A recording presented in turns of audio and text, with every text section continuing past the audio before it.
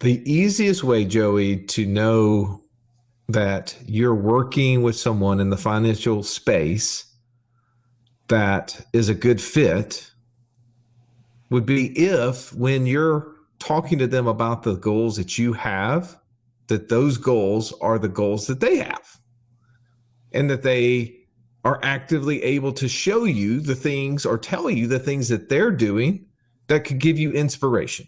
Agree or disagree? Totally. I mean, think of it like a mentorship. Like, would you ever have a mentor that you sought out that hadn't done or been where you want to be? No, right? It just doesn't make sense. And here's the beauty about this is that I think we have seasons of life where we change, right? And when you're changing and your goals are changing, and maybe your ambitions have changed, and the way that you see the world has changed, maybe it's time to change the people that you're listening to, right? So if you have somebody that you've worked with for 10 years and they're an amazing person, right? They're like awesome. Like, you guys are friends. You go supper club to each other. Your kids grew up together. They play soccer together. You vacation together. But yet they're maybe a typical financial advisor where it's put your money in a 401k, IRA, mutual funds. Let's accumulate for 45 years. And then we'll both retire together when we're 100. It doesn't mean they're a bad person, but maybe if your objective has changed and they cannot change with you, maybe it's time for you to look for a coach who could help you find ways to create passive income. That doesn't mean you have to wait until age 65 for that to happen. Today's podcast is where we get to show off, if you will, our coaches, the crew that we look to, that we always say each week are the dream team of financial coaches, and they get to share with you what they're personally doing. So you can see what that looks like, and you can also determine if those are ideas that maybe you need to be implementing. Absolutely. They build in their own accountability in this episode so that they know that you're listening. They know that they have to be held to the standard of moving forward so they can lead from the front. Russ, let's not take any more away from this awesome episode. Let's step up to the table and belly up.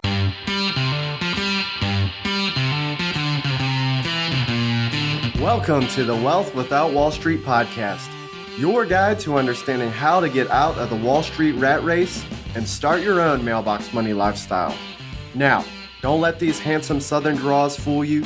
These financial minds are teaching our country to enhance savings, increase cash flow, and create passive income, all without the help of Wall Street. Are you ready to break through? Now here are your hosts, Russ Morgan and Joey Murray. Welcome into the Financial Freedom Roundtable, where each week we break down complex financial topics so that you can more easily understand them and, more importantly, take action on your path to becoming financially free. If this is your first time joining us, welcome. Grateful to have you in the room. I'm Russ Morgan. They call me the idea guy, mostly because lack of father guy just didn't sound so cool to me. But enough about me for a moment. Let me introduce you to my partner, my co-host. He's the Italian Stallion. He's got the license plate cover to prove it, Mr. Joey Murray. Stallion, good afternoon. Good afternoon, Russ. It's a beautiful day. It's a beautiful day to ask coaches, how are they making progress in their own financial freedom journey? Because, by the way, who do you want to take advice from? Who do you want to have leading the path to your financial freedom? Is it somebody that is not actively pursuing the same thing? I don't want to take advice like that. So I love this time. Well, we have a phrase around our world here, around our neighborhood, if you will, since you kind of gave us that Mr. Rogers reference at the beginning there, that financial advice is garbage and it should be treated as such. So I don't expect you to take advice from these coaches. I expect you to listen, observe, find if their scenario fits close to yours, and use that to go deeper into helping yourself become financially free, right? Because we can't do it for you, but we can show you how. And that's what these coaches are great at, because that's what a coach is for, right, Joey? A coach is someone who helps you get more out of yourself than you thought was possible. We had the pleasure of spending some time with one of our mentors. He's got an amazing podcast, The Business School, Sharon Srivatsa. And one of his latest podcasts, he talked about how even him, someone who had exited some major companies, had sold 5 different companies to public entities over the last 20 years, and had created and accumulated a lot of wealth. Even he thought the path to financial freedom was accumulating wealth, and had not learned the ways to create passive income until he was exposed to some of the ideas that us and these coaches are going to be sharing today. So I hope that you'll understand that these coaches are not only great at helping you understand how to do things, but it's because, like you said, Joey, they're doing it themselves. So let me introduce you to them.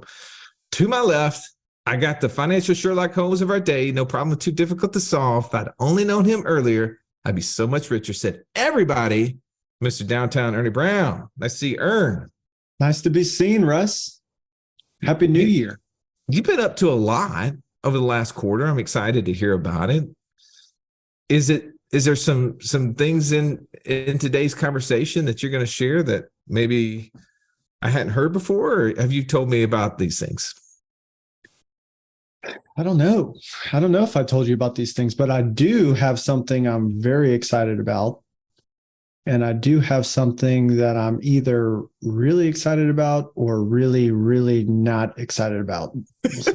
Good. Hey, could if you could just be more vague? I'm sure people are just really concerned. You're so specific. It's a long program, Joey. Okay, good. Well, we'll move over. We got the king of BHAM, man, Mr. Real Estate himself. He's agnostic to his type, as long as it produces cash flow. The multi-talented Jamie O'Brien. Good to see you, Jamie. Happy to be here, Russ. Just enjoying another day in paradise, my friend. You do some real estate deals in the last quarter. You going to talk about a little bit today? Man, I'm going to give you 2 guesses on if my passive income strategy has anything to do with real estate, and the first one doesn't count. So, okay. All right. Well, I'm gonna come back to that. I mean, I have to leave the doctor for last, right? I mean, here comes the intellect, the DFM, the Doctor of Financial Medicine. He's got a precision-like approach to cash flow. He can diagnose your problems just by looking at your financial statement. Mr. Automated Budget himself, Eric Hudson. Great to have you on, Eric. Man, happy New Year. So great to be here. Love it. All right, Eric, let's start off with you, man. This is your first time, I think, with us going through this quarterly update, is it not? It is, yeah, for sure. So you get a chance to kind of talk a little bit about things that you've accomplished, even not necessarily just in the last quarter, right? So for those who have not had a chance to talk with you, pick your brain. How have you been pursuing financial freedom yourself? Yeah, thanks for asking, Russ, and thanks for being a part of my journey. My pursuit of financial freedom really picked up once I got fully on board with IBC and allowed $1 to do multiple things. And so I've done a number of syndications. I'm on my 3rd ATM. I use it as a tax strategy. I've done some private lending and some self-storage. You know, you name it. You say that Jamie's agnostic to passive income. I clearly am. I diversify pretty heavily in that area. So I'm probably about, if I'm honest, about 50 to 60% of where I want to be. And in the last year, you know, I probably came from 20% up to that 50 to 60% number. Wow. All right. So I need to ask you, that's a big jump in one year. What would you say was the specific action that you took in 2022 that led you to that big of an adjustment? Yeah, good question, Joey. So I came into some cash from a house sale, and I started a new policy, an annual pay policy. And so I immediately utilized that cash from the IBC. Also, I had significant amount of equity in a home, and he locked the crap out of that thing and just supercharged my passive income. Hey, can we pull this back? I know, guys, we're going to get to you, Jamie, or coming to you in just a second, but this is just too interesting not to dig into a little bit. have you always had that thought process, Eric? Have you always thought, oh, my goal is to put as little into my house as possible and use the equity to do all of these things that you're doing? No, the exact opposite. My first 20 years, maybe 25 years of my adult life has been either get a 15-year mortgage, or when I got really sophisticated a few years ago, I got a 30-year mortgage and paid it like a 15. And then I thought I was really crushing because now I have options. And so it has only been in the last year that I tapped the equity of my home to use those dollars for passive income. Yeah. What is it that gave you the confidence to do that? Because I would say, again, don't take Eric's advice, right? Don't hear what he's saying as advice, but listen to this answer. What gave you the confidence, Eric, to know that that was the best decision for you? One of the things I actually learned, I think, from you, Russ, and I don't remember if it was our podcast or just us talking, was talking about if a bank was going to foreclose on a property, what property would they want to foreclose on? Would they want to foreclose on one that had almost no equity in it, or one that had a ton of equity in it? And that answer is pretty simple. Their best bet is to foreclose on somebody that's got a house that's about 60 to 70% paid for, right? Right. There's almost no risk in that one. And so that was a real catalyst for me. And then I kept hearing you guys calling those equity dollars dead. And that dead term just kept running around in my head, that I've got dead dollars that I could be using that are actually doing absolutely nothing for me. And I think those two things were just really a big part of my, I don't know if it's a conversion experience or what you would call it, but it really got me to thinking differently, which is really what is the most important thing. You can't act differently until you think differently. You can't think differently until you expose yourself to different ideas. All right. I love that. All right. I'm coming back to you. I'm not putting you on ice, but just pressing pause for a second. That's just poetry. Can we just give him a hand there? Like, that was just straight up poetry. Yeah, that's going on Instagram. That's getting on the Thank gram. you, Joey.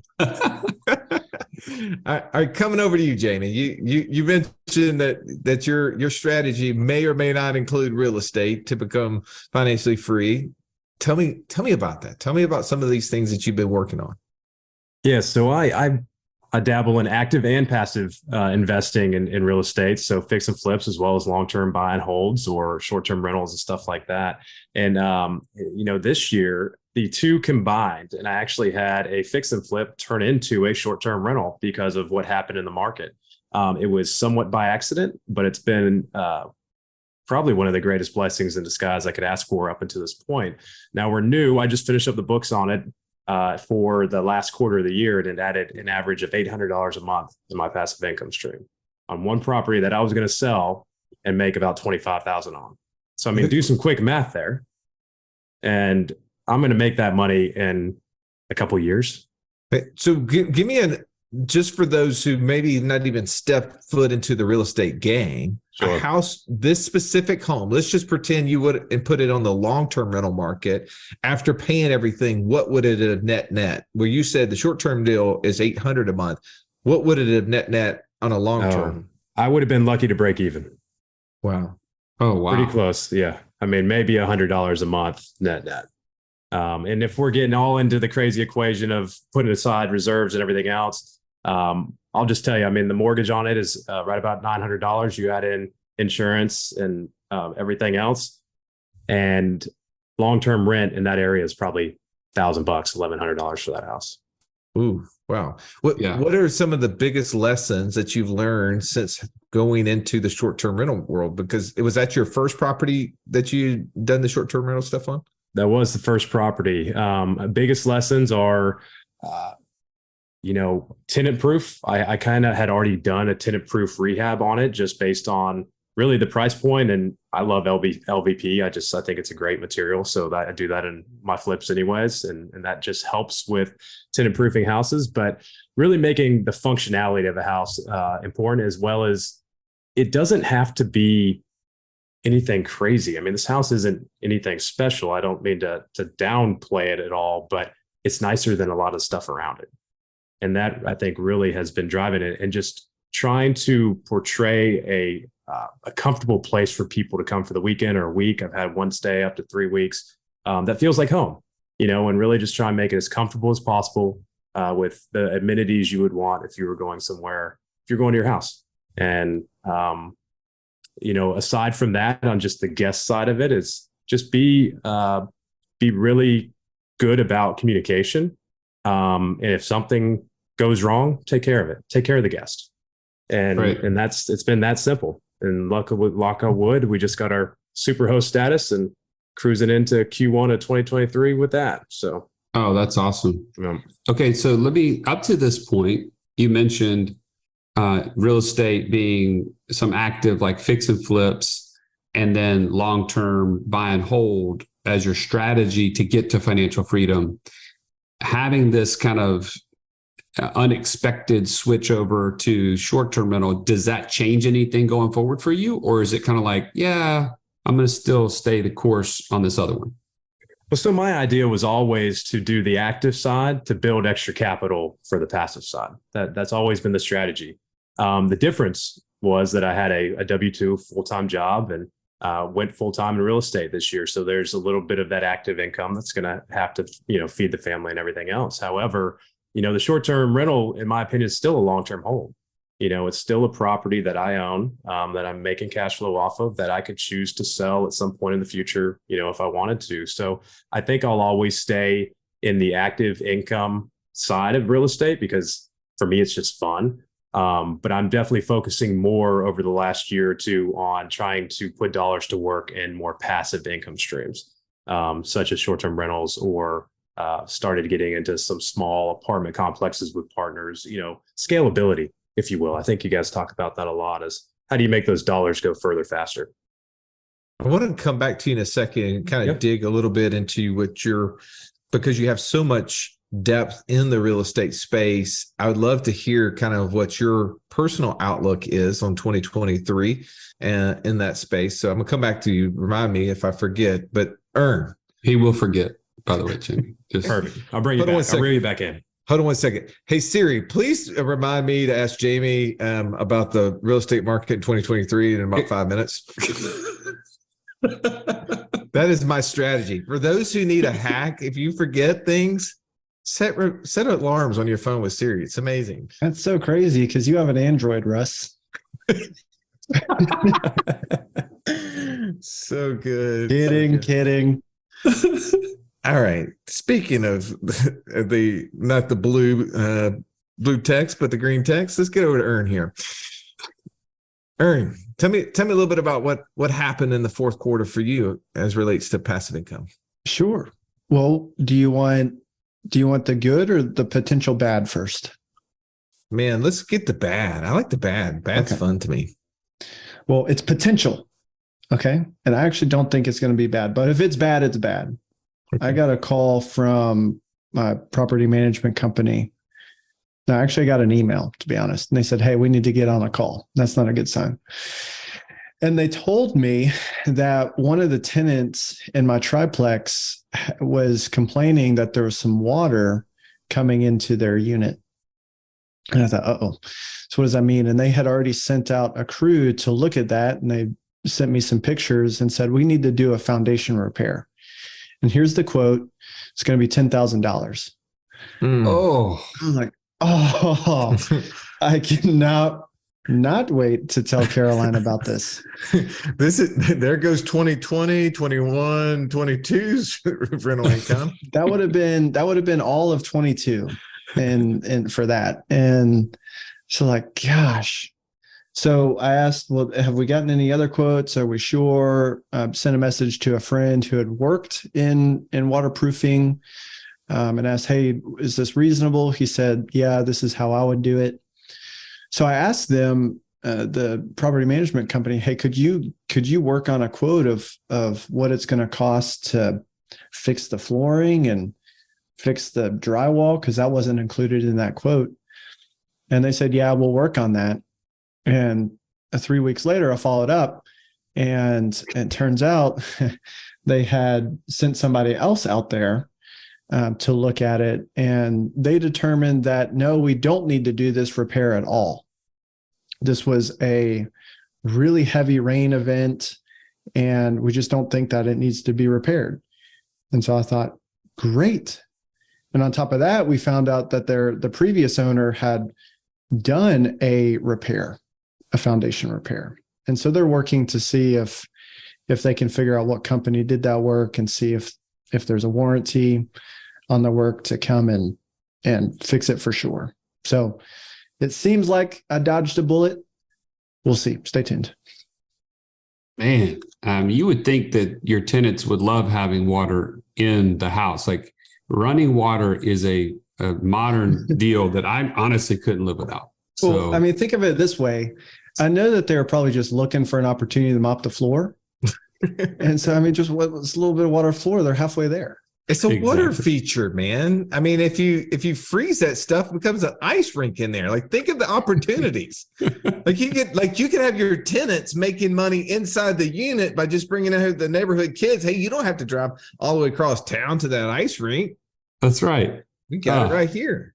If you've listened to our show for any length of time, you've heard us talk about infinite banking and how we are able to use that concept to create over $50,000 a month in passive income. But it's just not that easy to figure out, how does this all connect into my own personal system? Stallion, that's why we created the passive income operating system, bro. It shows you how to turn active income into passive income. It makes all the steps come together. If you would like to get access to it as a podcast listener, we've never given this away in public before. Go to what'swhatwallstreet.com/PIOS. There was nothing worse than walking into class when you're in school and the teacher saying, "Pop quiz day." Why? Because you were unprepared. Are you unprepared, though, for financial freedom? Don't be. Find out how close you are by taking our 30-second quiz at wealthwithoutwallstreet.com/quiz.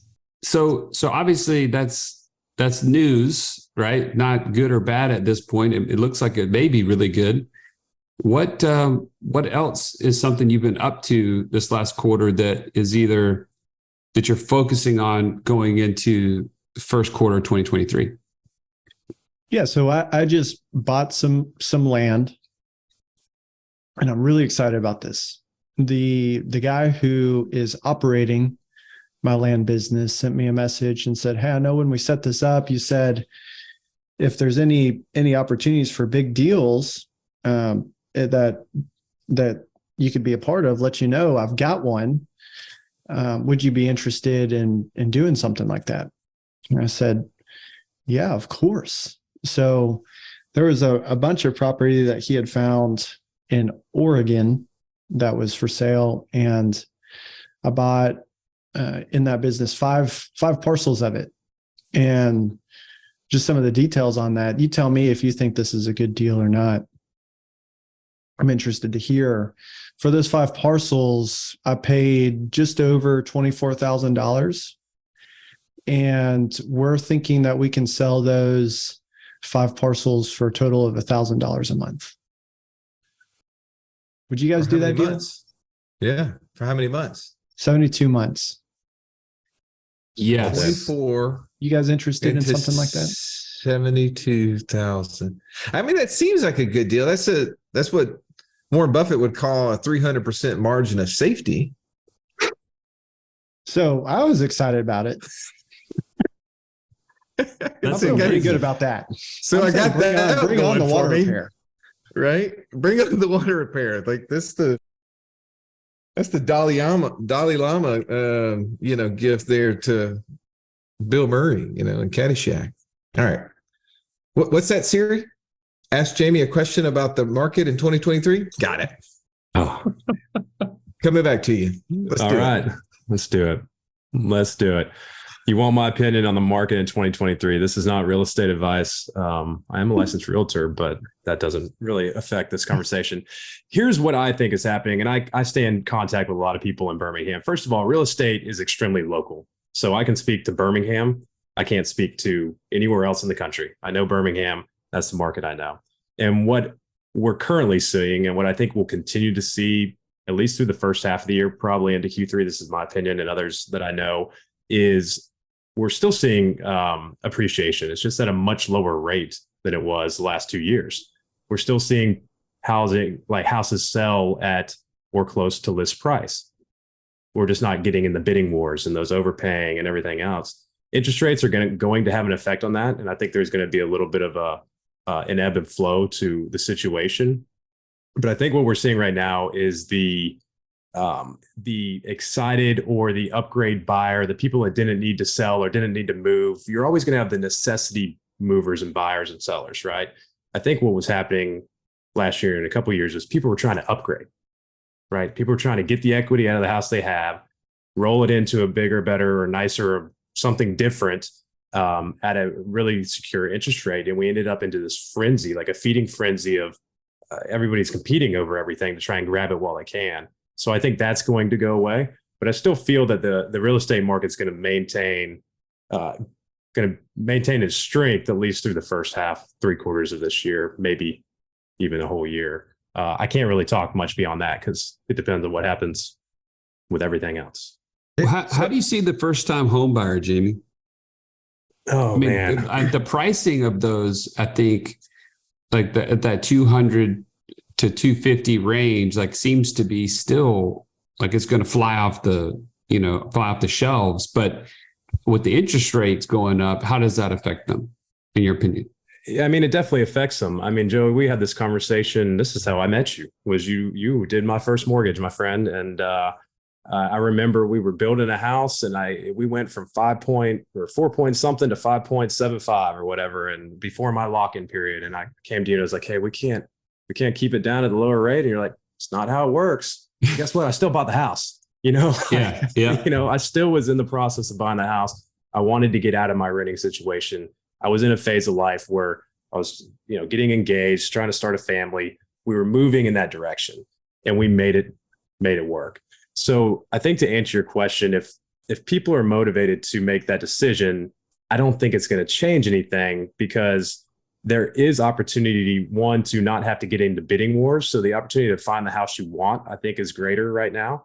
Potentially pay a little bit more in interest for it right now, and then just refinance it in a few years. If you're going to stay there for a long period of time, I mean, you can lower the interest rate at some point in time if it comes back down. Will it come back down? I don't know. I don't have the crystal ball, but I don't know if that's what you're asking me, but I do think that just the price inflation we've seen is definitely going to have an effect on first-time home buyers. I mean, I felt it when I was buying my first home. I think everyone feels it as they're trying to buy their first home. The median price is getting higher and higher and higher.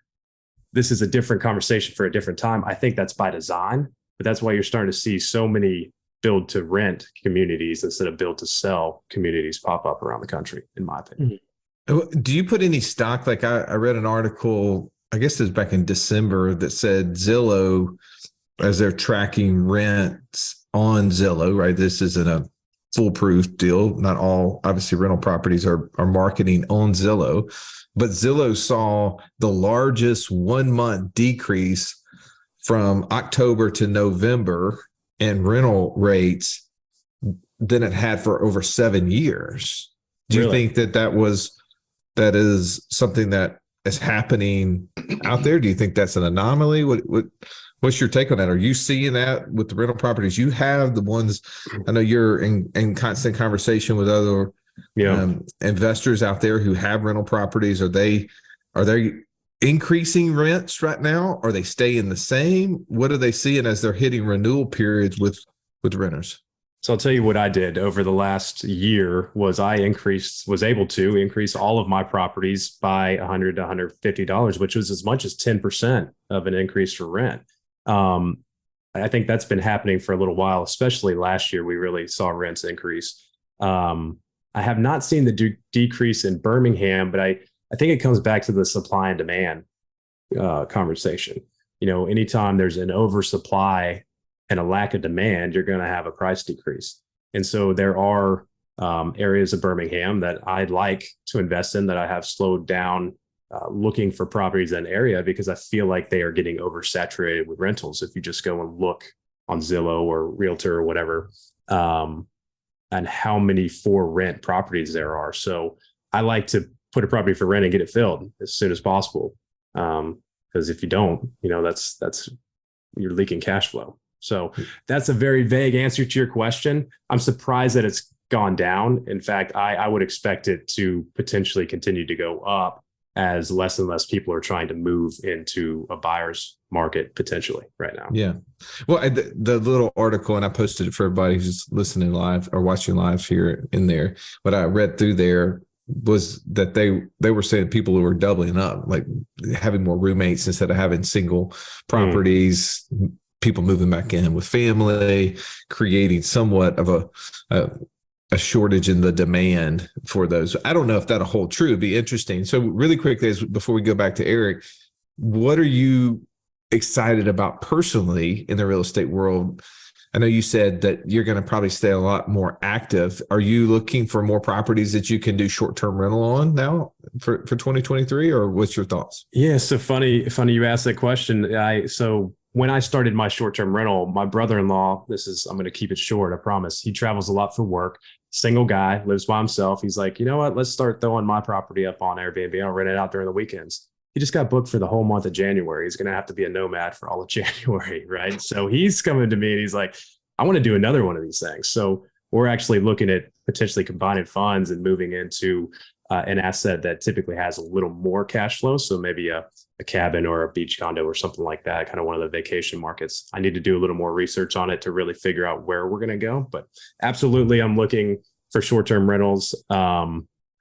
And then I'm probably going to keep looking at small multifamily where I can partner with other people and kind of have that scalability of units. I don't think I'll ever stop doing single family, but that's what I'm looking at right now. Real excited for if anybody wants an industrial building in Pelham, hit me up. Got one for sale. So Nice. Well, Stallion, if you need a single family home at a vacation spot, Jamie, Stallion has always got one ready on text to shoot you, as he was shooting me one just this morning. What do you think about this property, Russ? Yeah. All right. Hey, talk to me. I'm all about it. Coming back to you, Eric. Let's talk a little bit about some of the projects that you're working on, things that you're excited about as we move into the first quarter of 2023. Yeah, I'll dial back on the excitement, and I'm going to give you the good, the bad, and the hopeful. So ending up the quarter, actually the very last few days of December, I did something that I thought was really cool. Now, I don't give tax advice, but for me, there was an opportunity for me to make an investment into a syndication that offers bonus depreciation. My mother happened to have cash just sitting in a savings account, earning absolutely nothing on the sidelines. So I worked out a deal with her where I borrowed a significant amount of money from her, paid her a good interest rate, significantly more than she was earning, used those dollars to buy into that tax advantaged investment. And now she and I both will share the cash flow over the next 7 years, and it's $0 of mine, but I got the tax benefit. Just a huge win. A situation where I love the situation where everybody in the equation wins except the IRS. So those are my favorite kind of situations. The bad, I had at the very, very end of last year, I had a syndication investment that I was into heavily that was generating about $4,000 a month in profit, not just cash flow, but profit. And somebody turned off the spigot on that deal. And so I'm still in quite a bit of pain over that, and that's in process. Hopefully, that's going to come out good. I know knowing Russ or Joey, the next question will be, what have you learned from that? Probably I was overweighted in that area. And for me, because I like to be diversified in my passive income. And so that maybe is the only thing I've learned, because I still actually trust the operator. I think they've done a really good job at trying to work through this. So hopefully that'll turn out to be a good thing. And then lastly, the hopeful, I'll just provide hope that this group can provide some accountability, like Joey and Russ, you guys have sort of led the way on this. I am have signed up for Voltage. Neil Twa, who'll be speaking at our event, to create an Amazon business. And so my partner and I, we're going to be doing that, and we're going to start that right here in just a few days. I'm very excited about That's awesome. where that can go. Yeah. Now, if you don't mind me asking, what sort of investment were you able to make at the end of the year that had bonus depreciation? That was the ATMs that The I think ATMs. you guys have done, or I know you've done. Gotcha. It's my third time to do one of those. So yeah. And just maybe just a quick overview, but how do you do due diligence on deals like that? Yeah, really for me, I read through the deck that's sent, which can always say anything. So my best due diligence is just talking to people who have worked with this operator before. If I can get a long history of success, that is really the best measuring stick that I have, as long as the investment first meets my buy box. So my buy box for this investment was I wanted tax benefit and immediate cash flow. Then we go to, what's been the long history of this investment with people I know. And for me, I don't know how to do much deeper due diligence than that, but that's how I do it. I love it. Yeah. Thank you for sharing that. All right. So Ern, I know you said you're excited about this land deal that's just transpired and starting off. Is there anything else that you would want to add that you're looking forward to in 2023 that's going to get you closer to your goal? Well, I think more land. Let's come up with some more money to do some more of that. But the one thing that I have written down on my yellow pad is dwelling unit rentals. Trusty yellow pad. Yes. I have not done that for no good reason. I know, Eric. I know. So I need to do that. I think there is a big portion that I will be writing a check to the IRS this year that I will not write to the IRS next year because of that, just doing that one thing. I just got to do it. I love it. Well, and if you don't know what Ernie is talking about, that means that you're not a part of our inner circle, because the inner circle is where these ideas live, right? It's our mastermind that we join together and we share ideas that help people with their right next thing to get to passive income equaling greater than their monthly expenses. If you want to join us, go to wealthwithoutwallstreet.com/free call. Jump on a call with one of these coaches. They'll walk you through your right next thing and be able to give you all the details at that point. We've got a break though, Russ. We've got the inner circle waiting on us right now to jump into for office hours where we can answer any questions for them. And we love the feedback from the podcast. So without further ado, gentlemen, I'm going to ask you really quickly, right as we go around, your last thoughts, right? Your final thoughts. So Ernie, give us your final thought. Eric, you go next. Jamie, and then we'll round out with Russell. Well, I appreciate these quarterly updates because I think reflection is a lost art, and it's made me just pull out a couple things that I probably haven't processed. So as someone participating in this podcast today, I'm thankful to have to think back to what's going on. So if you're listening to this, the journey day by day can seem very mundane, right? But I think there's so much that we're learning that if we just go back and look, we might be able to pull out a couple more nuggets. Awesome. Eric. I think that maybe all of our goal, and most people that you meet, is if I could do a little bit better today than I did yesterday, in every area, that would be success for me. And I think, iron sharpening iron in a group like this, and every conversation I have with our clients, every interaction I have with you guys, all of that just adds to a new way of thinking for me and growth for me.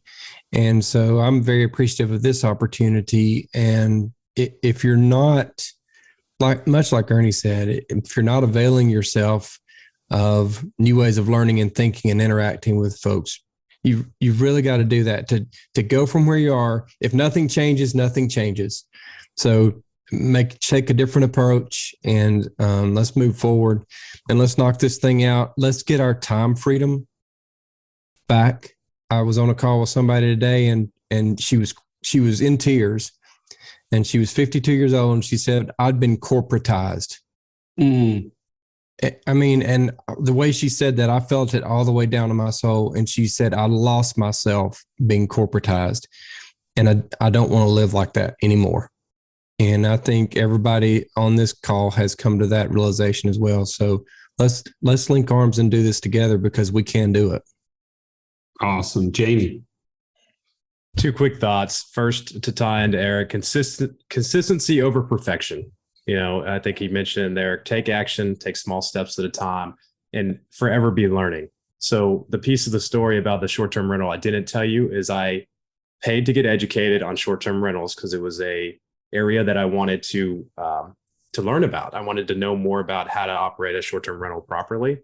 And then luck is when opportunity meets preparation. So I had the education from the short-term rental, saw that the house wasn't going to sell as a flip, was able to pivot, and I knew what to do. I love it.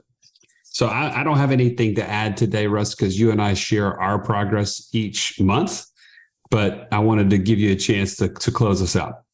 Thank you. Appreciate that. Today I'm sitting at the gym, and there's an older guy, looks to be in his mid to late 70s, younger guy. I don't know if he was early 20s, looks to be. And I guess the older guy knew him and asked him how school was going. The guy was saying, he's finishing up his MBA, and he was kind of making jokes, man, you make a career out of that. Meaning like the kid was, I guess, constantly in school. And he's like, I don't know, and it started going on. And the older guy said, well, here's the thing is that do whatever you love and keep doing it till you quit loving it. He said, I worked for a company for 40 years, and people ask me all the time, what do you miss the most? And I tell them nothing. I missed nothing about it. And I'm just observing that, thinking, man, with 40 years of wisdom, plus, right? What could this guy deliver to this kid that he obviously has some rapport with? And I don't know either one of them, so I don't want to jump in there. But I'm thinking, man, he obviously didn't have a whole lot, because he worked for 40 years and never figured out a way to create the passive income. If he did, to me, that would have been the thing he would have talked about. He would have shared that. And I just like the fact that these coaches, you guys are leading from the front. You're not only talking the talk, but you're walking it. And as you listen to these coaches and you're looking for financial freedom, find a way to get out of that journey so that when someone asks you what you're up to, or are looking to you for help, for mentorship, maybe not for advice, but maybe for just a word of encouragement, you could share something like that you have done, that you've learned, that could help accelerate them. And that's what I would call you to. Share this episode with someone that that you think would benefit from it, because this is the thing that we want to do in 2023, is help as many people as we possibly can break free of the Wall Street mindset and start living a life that they would love to do if they were not tied to the thing that they dislike the most. That's my final thought. Have an amazing day. This has been the Wealth Without Wall Street podcast. Don't forget to subscribe to the show to break free of the Wall Street mindset and begin building wealth on your own terms in places you understand, so that your wealth will never run dry. See you next episode.